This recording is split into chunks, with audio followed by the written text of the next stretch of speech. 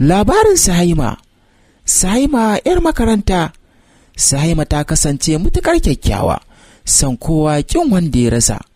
Sai dai Sahima ba abin da take buri a rayuwarta tamkar karatu, kamar yadda iyayenta suka ɗora ta a kai.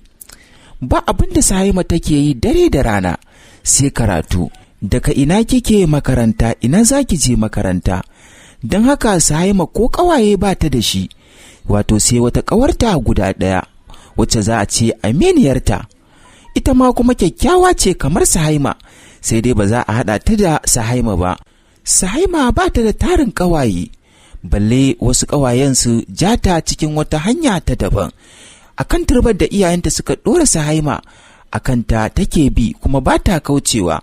Daidai da minti ɗaya ba ta so ta saba wa iyayenta, domin ganin yadda suke kula da ita akan karatun da take yi. Dukkanin abin da ya taso na hidimar makaranta, iyayenta sukan yin ƙoƙari domin su ga sun biya mata wannan bukata domin ta ci gaba da karatu.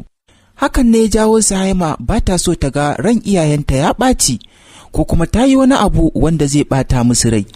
Sahima dai babban burinta a rayuwa ta kammala karatu kuma ta samu aiki na likitanci domin ta taimaka wa al'umma.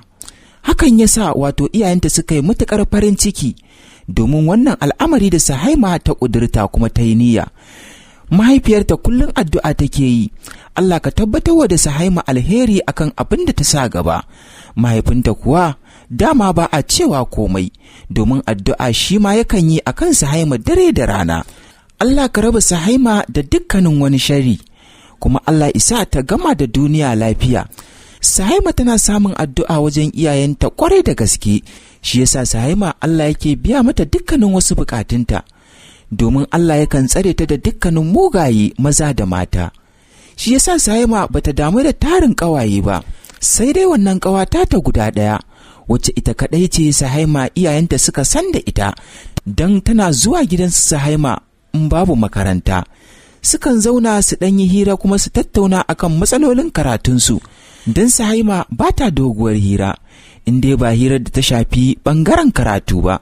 Shi yasa Sahima ƙawaye bai dame ta ba, domin Sahima ba mace bace mai son sharholiya, sannan kuma ba mace bace ba mai son ƙyalƙyalan duniya. Don haka abin da ya samu da shi take yin amfani, ko da a cikin gida abin da yake da akwai shine wanda Sahima za ta yi amfani da shi. In kuma ta ga babu, to dukkanin yadda take son abu haka za ta haƙura da shi, ba za ta ce komai ba har sai lokacin da Allah ya kawo, sannan sai ta yi amfani da shi. Sahima akwai karatun addini kwarai da gaske, domin iyayenta sun more ta da karatun addini kafin su sa ta a karatun zamani, wato karatun boko. Sahima ta yi nisa a karatun addini, shi yasa wato wannan ƙawata ta guda ɗaya ƙwallin ƙwal take yawan zuwa wajen Sahima domin karantar da ita da kuma ƙara mata haske akan karatun addini. Shi yasa ma har tasu ta zo ɗaya da Sahima, har ta zama tamkar aminiyarta. Hakan ne ya jawo Sahima ta samu wato babbar matsala a rayuwa, na dukkanin wanda ya ganta baya taɓa barin Sahima, dole sai ya so ya yi ma'amala da ita ko kuma ya yi tarayya da ita. Wannan ya jawo Sahima babbar matsala a rayuwa. Kuma sannan gashi Sahima ba mai son samari bace ba, kuma ba mai son tara samari bace ba, domin Sahima a yanzu ba ta buƙatar wani saurayi. Sahima burinta kawai na karatu ne. Sai dai akwai wani mutum guda ɗaya wanda ya ƙulla wa Sahima, kuma ya yi alwashin cewar duk yanda za a yi sai ya samu Sahima, ko da na rana guda ɗaya ne.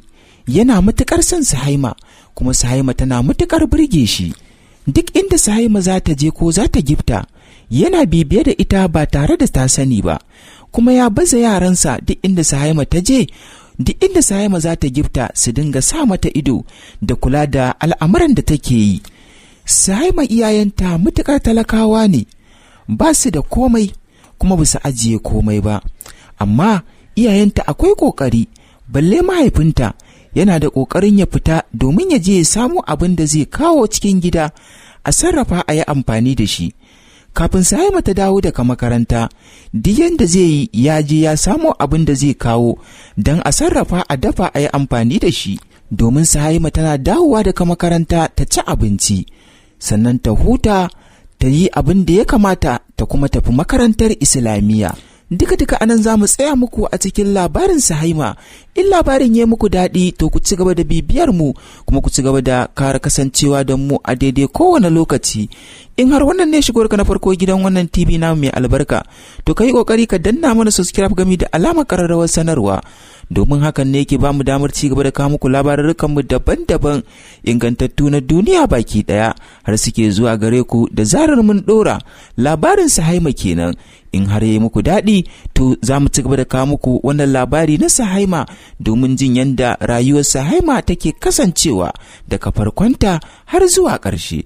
Ku danna lakin a ƙasan bidiyon namu, ku biyo mu da comment section domin jin ra'ayoyinku masu kallo da saurare akan wannan labari na Suhaima.